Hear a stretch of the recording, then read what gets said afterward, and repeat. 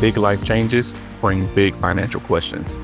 Whether you're navigating a career shift, having a baby, or adjusting to life after divorce, this podcast is a safe space for real, practical financial information.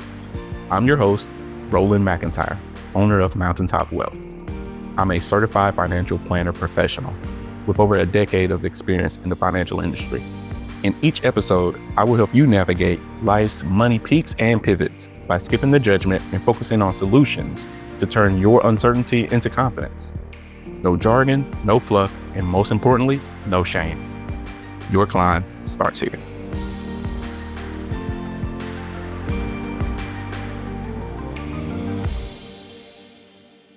The market goes up, market goes down, all types of stuff on the news. It can be a lot right now. If you're looking at CNBC, Yahoo Finance, whatever the case may be, if you're checking on your investments right now, you may be concerned about, is the stock market going into what's called a recession or a depression or a correction? You're not sure what that is. Well, on this episode, we're going to talk about some of those different things and how you can make it through all the noise.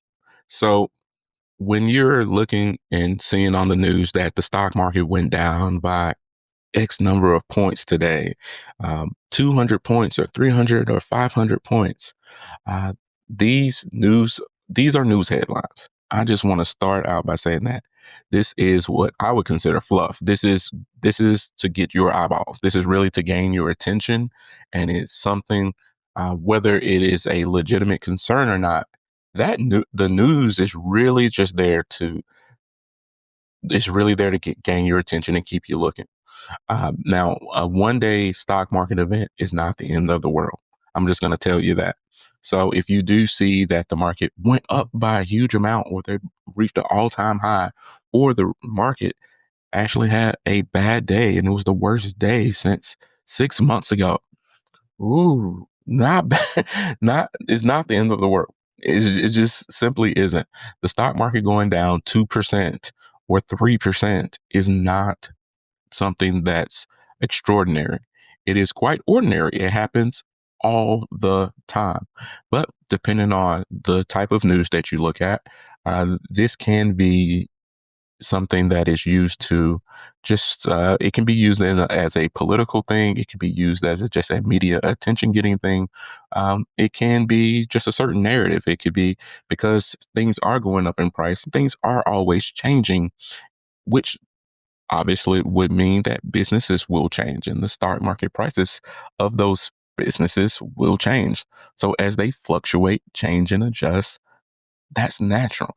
And if you're going to be a long-term investor, if you're actually seeking to build wealth, or you're looking to maintain the wealth that you've already worked so hard to build, you're going to have to be able to, if you're going to be watching these news channels, you're going to have to know when they are really just BSing you and when you should just turn the TV off, because it's just not worth the stress that some of this stuff will take you through if you listen to every single word of some of these news stations when they're talking about the market fluctuations.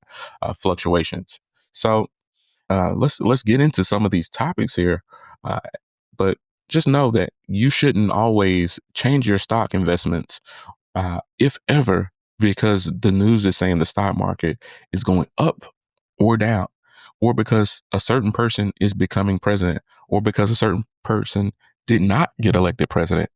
That usually isn't the reason why you should change your investments. 99.99% of the time, I would not tell you to change your investments because of some type of political situation, because political situations change all the time. And when you're investing and saving, you're doing that for you, not for your party affiliation, not for your, not for anyone else. It's for you and your family. So those have turned out time and time again to be bad ideas. The best thing you can do in these situations is realize this may be an opportunity for you to stick with your plan. And one of the actual strategies that I'll give you right now, that is so beneficial and can actually make a lot of this stuff easier for you is a strategy called dollar cost averaging. And dollar cost averaging is not some complicated thing where you have to be buying and selling and knowing what stock is doing this, what fund is doing that, when are they selling, when are they buying, when are they actually have us head and shoulders pattern. None of that. You don't have to worry about that with dollar cost averaging. It is simply a thing where you can set up your investments to where you are automatically investing at a set time each month, or a set time every 2 weeks, or a set time each quarter, regardless of what the stock market is doing. And don't worry about it. And that's the same thing as when you are taking funds out of the stock market. You can actually have this as a dollar cost averaging strategy where you can actually just say, hey, I want to invest $6,000. Well, if you want to put in $6,000, you can literally do $500 of that each month. You don't have to put it all in immediately. You don't have to take that $6,000 and invest it right now into that stock because you're worried tomorrow it may go down and the next day it may go up. So I don't know if I should time it. And when you start timing the market, you start to make mistakes. So you have to be careful, or you may not ever get in. So what we really encourage people to consider is a strategy of dollar cost averaging. So you're not watching every move and moment of the market. What you're doing is you're setting up a plan to be consistent. And as you know from working out, as you know from your job, as you know from developing any skill, consistency makes so much of a difference. It's really how you build that compounding effect of success. And that's what we're worried about. We're not worried about getting it right all the time. We're more worried about doing it on a regular basis so we can build and reach our goal. So our goal. So keep that in mind. So we use that example of the $6,000. Instead of that $600 going as a lump sum, spread it out monthly. Hey, if it's on the 15th of every month, you can set that up automatically where you do this one time. You do it one time and now it's taken care of for the rest of the year. And that is set. And now the next year, if you want to increase the amount that you're contributing from $500 to $600, you certainly can. You can change that amount and say, hey, it's $600 and it's going into these specific funds. And this is what I'm going to let it go to. And it take cares of itself. And now that money is automatically being invested. So whether the market is up that day, down that day, it doesn't matter. It's buying those selected funds that you've already decided on. So you don't have to keep changing it and going into the account and making modifications. It's something where you're actually doing the tune up. You're actually doing you're doing the scheduled maintenance on your investment fund at that point in time. You're checking in with your financial advisor, or you're going in directly yourself, and you can do that and build these funds up. Now, I wouldn't necessarily, this is another thing. I wouldn't recommend for anyone to be by having the bulk of their investments funds or their bulk of their money, whether it's retirement money or not, just regular investment money, uh, in a few individual stocks. It just wouldn't necessarily be the right thing for most people, especially if you're going to utilize the strategy that I just mentioned. Because with individual stocks, just like with people have lives, and as where things are changing a lot. And with an individual company, one thing could be happening with one company, and the rest of the economy, the rest of the businesses out there could be totally fine. And this one business has some turmoil going on with their CEO who wants to say this or that or something controversial, or is doing something they shouldn't be doing, maybe something illegal, and that's hurting that individual stock. Whereas the overall market, if you're invested in that, one investment in that company is not going to pull your overall investments down because of one single stock. That's why we like to actually invest in the market itself. So if you own the market itself, you have a better idea of how the overall economy is doing. and you're likely over time to actually benefit from those gains. So when you hear about this stock or that stock doing terribly or doing fantastic, they all have they all have cycles. And we call this the business cycle, where they have moments of extreme growth. They have moments where they are actually have troughs themselves, where, and all I mean by a trough, they're having a period of a down period where they've reached a certain cycle in their business life where now they're not as growing as fast as they used to. And now they're going to have to make some changes. When they have these type of things happen and you're invested in them, you're not the ones making the decision. You're not the CEO. You're not the one creating the product. You're there to actually invest so you can reach your financial goal, whatever that may be. So you have no, you don't marry stocks.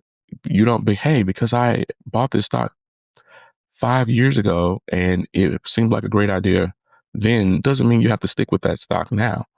And there becomes this situation where if you lose from that money on that investment, a lot of people don't want to sell because they're worried this is going on in the world and that's going on in the world. You can take a lot of that away by not investing in individual stocks and actually investing in what are called investment funds. These investment funds are what are more specifically, they're called index funds, where it goes back to what I was talking about, where you get an opportunity to own a portion of the market. You can invest in index funds that are total market funds that include all the money, the funds in the stock market. So an index total market fund, for example, allows you to own the entire market. So if the market overall market is doing well, you will benefit from it. When the market is not doing well, your funds will start to go down some. That is a natural thing. And just, I want to take a moment here and just let you know that I'm not telling you to go out and buy a certain stock or an investment fund today. What I really want you to do is know that one, this is not specific investment advice. This is really for educational purposes. So you can actually do the things necessary to grow and build your wealth and also take some of the stress out of investing, take some of the worry out of investing so you can actually execute. Because a lot of people freeze when it comes to this stuff. They hear words like the index market fund or a market fund or XYZ stock, and now they're saying, is that the right stock? Or this is, which one is better? And then we throw into the mix cryptocurrency, and it can be very, very confusing for people, or just to the point where it's like, I don't know enough, so I'm just going to wait. And then they wait for 5 years and 10 years and they never start. So what I'm talking about when I'm referring to index funds and this term that I said earlier of dollar cost averaging is ways for you to cancel out the noise. So you can turn the TV off and your investments actually still have the ability to grow and benefit without you having to monitor them and worry about every twist and turn of the market. So I really want you to find ways to make investing simple for you, not complicated. You don't have to learn how to do the stock analysis of any of these companies. You don't have to know the technical analysis of these companies to be a very, very wealthy investor. Uh, One of the greatest investors in the world, Warren Buffett, um, has championed indexed investing for years. And what he says is these index funds are just as good. Actually, he thinks they're more beneficial than a lot of these active funds, which buy and sell um, stocks and bonds and are trying to beat the market instead of working with that market return and utilizing that as your utilizing these index funds as the opportunity to grow your wealth without getting into trying to time the market. So when we're looking at these terms, uh, markets, index funds, or dollar cost average, the stock market can seem like it's speaking another language to you. And what I really want you to do is a couple of things. One, consider automatic investments. That goes into that dollar cost averaging strategy. Setting up an automatic plan to contribute to that retirement account or investment account every month. Once we are setting up our account to where that money is coming in every month, now we can actually choose the investments, those index funds that we're talking about, and we can have certain funds that do certain things for the market. Some are for international, some are domestic, and domestic just means in the United States. We have certain sizes of funds. So you have some that are small cap, some are large, some are mid-sized companies. You even have um, some are for tech and financial. They have all of these industries. Well, there's funds out there that financial advisors and um, that you can actually select on your own where you can have a balance of these funds so that when one fund is doing well, another may not be doing well, and vice versa. And this also works well with things like stocks and stock funds and bond funds. Usually, when stocks are going up, the actual value of bonds is going down, and vice versa. So, in a market where things are going crazy, one portion of your investments may be doing great, while another is not doing so well at all. And if you only focus on that one portion of your investments, you may be missing part of the story, and it may cause you to make a mistake. And they're actually doing what they're supposed to do, and they're balancing what's called your risk tolerance, and they're balancing your investment plan. So you have to make sure that when you are seeing the market go up and down and whichever way is you already have an established plan. And if you're 10, 15, 20 plus years away from when you're actually looking to actually access this money, uh, that is opportunity if the market is going down for you to continue your plan and to stay on it, because this is where the opportunity for you to uh, actually purchase things actually at a lower price. So I want to take a quick minute here and just think about this. The stock market, it can be such a upside down type of place where when you see prices going down, a lot of people are worried. And if you saw those same prices going down at the store, if you saw the price of the eggs going down at the store, you wouldn't be worried. You'd actually be happy. If you saw the prices of gas going down at your a gas station, you'd be happy. So when you see these prices are going down, just know that when you're in that building phase, in that growing phase, that accumulation phase, this is a good thing for you.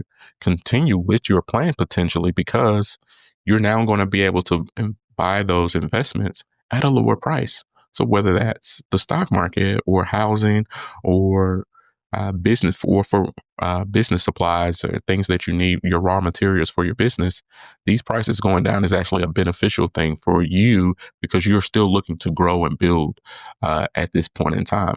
Now, for you people who are at that point in life where, hey, you're looking to exit and you're looking to sell some of those investments and you're looking to actually live off of those investments, the value going down can be very alarming to you.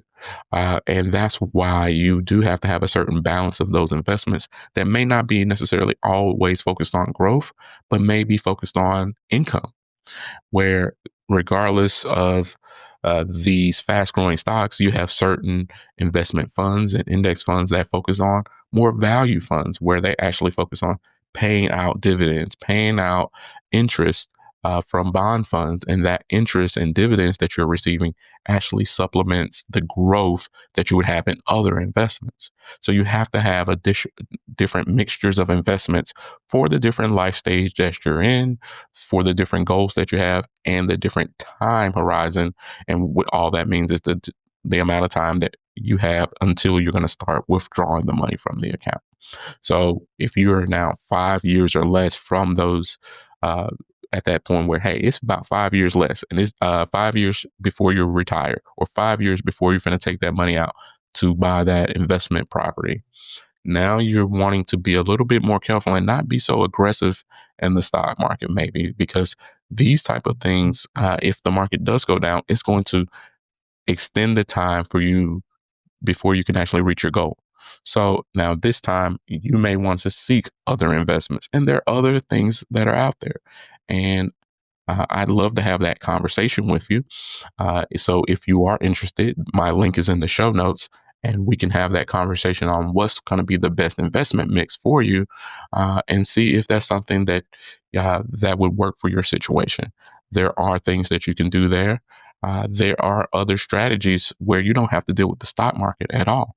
There's other things out there, and the way I look at the stock market is that it's a tool. It's not the end all be all.